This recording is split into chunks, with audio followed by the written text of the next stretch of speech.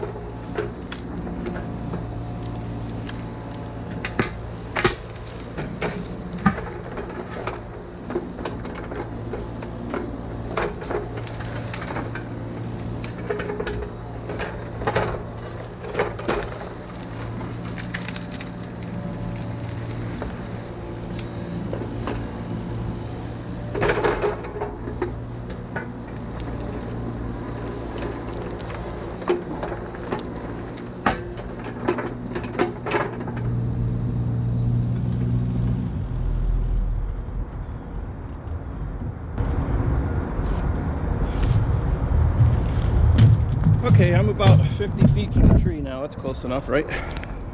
So I'm gonna go get the chain.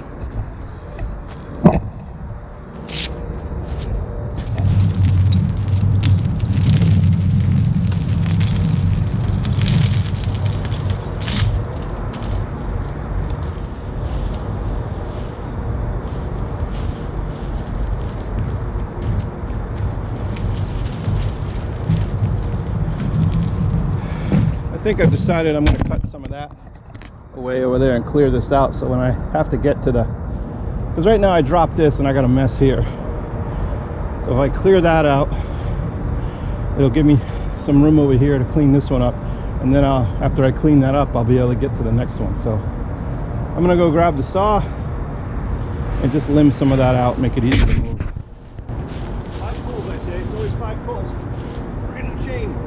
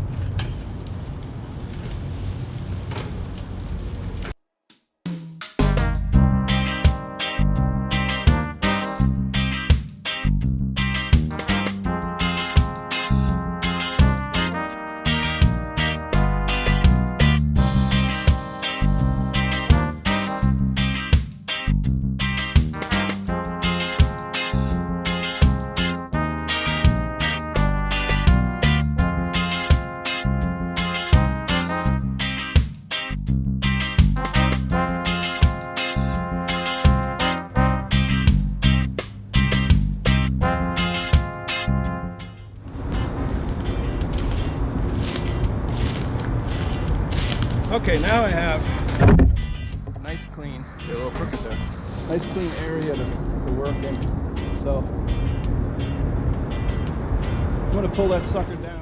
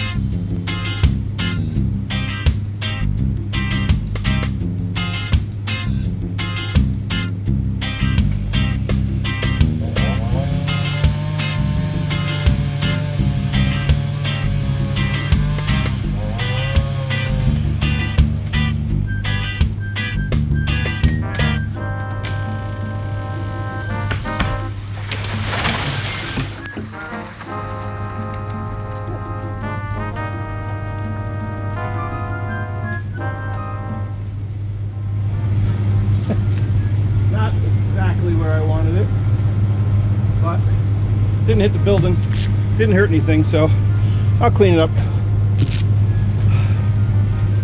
piece by piece after a break.